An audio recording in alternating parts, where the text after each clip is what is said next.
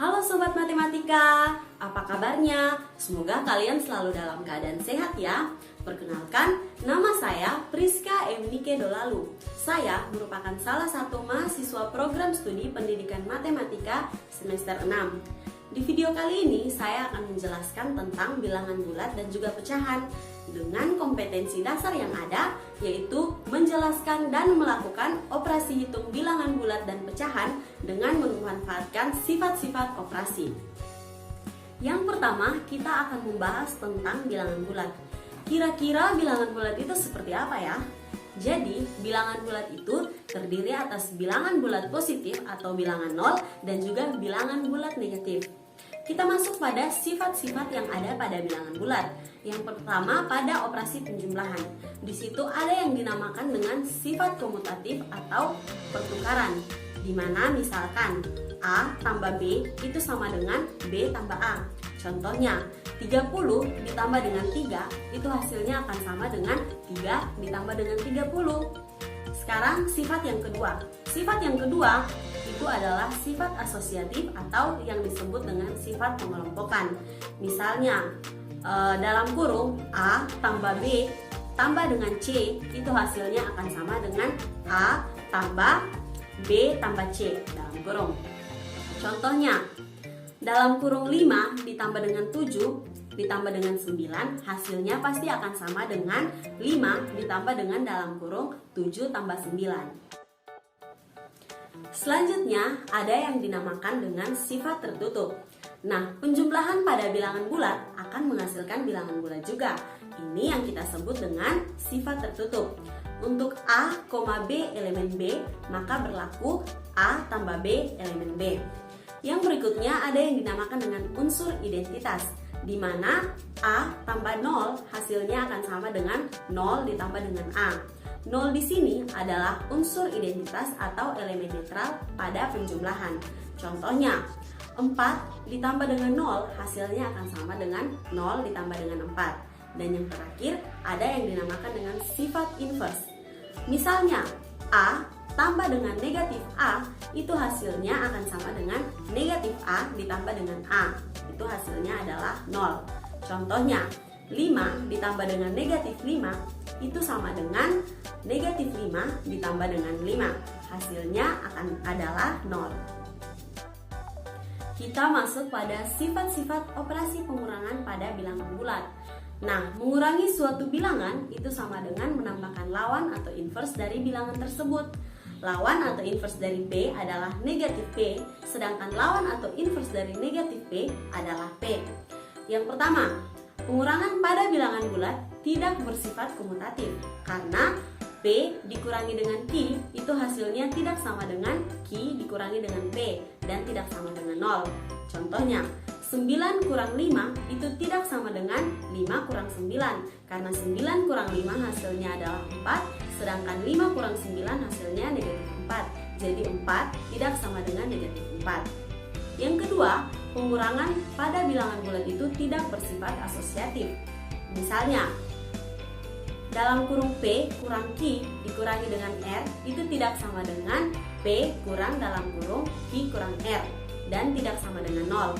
Contohnya, dalam kurung 12 dikurangi dengan 5 dikurangi dengan 3 itu hasilnya tidak sama dengan 12 dikurangi dengan dalam kurung 5 kurang 3 karena dalam kurung 12 kurang 5 kurang 3 itu hasilnya adalah 4, sedangkan 12 kurang dalam kurung 5 kurang 3 hasilnya 10. Jadi 4 tidak sama dengan 10. Selanjutnya, pengurangan pada bilangan bulat itu bersifat tertutup. Karena apa? Karena pengurangan bilangan bulat akan menghasilkan bilangan bulat juga. Maka P, Q itu merupakan elemen dari P. Kita akan masuk pada sifat-sifat operasi perkalian pada bilangan bulat. Yang pertama ada sifat tertutup. Perkalian bilangan bulat akan menghasilkan bilangan bulat juga. Makanya dinamakan dengan sifat tertutup, di mana P, Q adalah elemen B. Jadi P kali Q itu elemen B. Yang kedua ada sifat komutatif atau yang disebut dengan pertukaran, di mana P kali Q hasilnya akan sama dengan Q kali P. Contohnya, 3 dikali dengan 5 hasilnya akan sama dengan 5 dikali dengan 3. Yang berikutnya ada yang namanya sifat distributif. Nah, yang pertama ada sifat distributif pada penjumlahan. Misalnya P kali dalam kurung Q tambah R, hasilnya akan sama dengan P kali Q tambah P kali R. Yang kedua, sifat distributif pada pengurangan. Misalnya P kali dalam kurung Q kurang R, hasilnya akan sama dengan P kali Q dikurangi dengan P kali R. Yang terakhir, sifat-sifat operasi pembagian pada bilangan bulat. Yang pertama, dia itu tidak bersifat komutatif. Karena apa? Karena P dibagi dengan Q hasilnya tidak sama dengan Q dibagi dengan P. Contohnya, 4 dibagi dengan 2 itu hasilnya tidak sama dengan 2 dibagi dengan 4. Yang kedua, dia tidak bersifat asosiatif. Karena apa? Karena misalnya dalam kurung P dibagi dengan Q dibagi dengan R, hasilnya pasti tidak akan sama dengan P dibagi dengan dalam kurung Q dibagi dengan R. Contohnya, dalam kurung 12 dibagi dengan 2 dibagi dengan 3, hasilnya tidak akan sama dengan 12 dibagi dengan dalam kurung 2 dibagi 3. Dan yang terakhir, ada yang disebut dengan sifat tertutup. Namun pada pembagian itu tidak merupakan atau tidak termasuk dengan sifat tertutup. Karena apa? Karena pembagian pada bilangan bulat tidak selalu menghasilkan bilangan bulat juga, sehingga pembagian pada bilangan bulat itu tidak termasuk dalam sifat tertutup. Maka P, Q itu elemen B, jadi P bagi Q itu tidak merupakan elemen B. Materi yang kedua adalah pecahan. Pecahan sendiri terdiri atas pembilang dan juga penyebut. Bagaimana kita bisa tahu mana yang pembilang, mana yang penyebut? Jadi misalnya A per B, yang termasuk dalam pembilang adalah A dan yang termasuk dalam penyebut adalah B.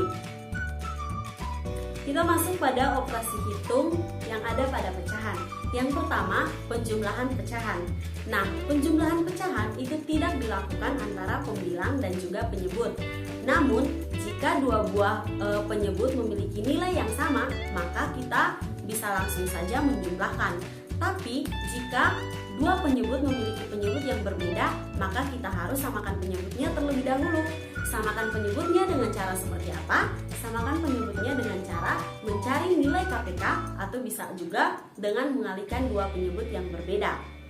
Misalnya, A per B ditambah dengan C per D itu sama dengan A dikali dengan D per dengan B dikali dengan D ditambah dengan B dikali dengan C per B dikali dengan D.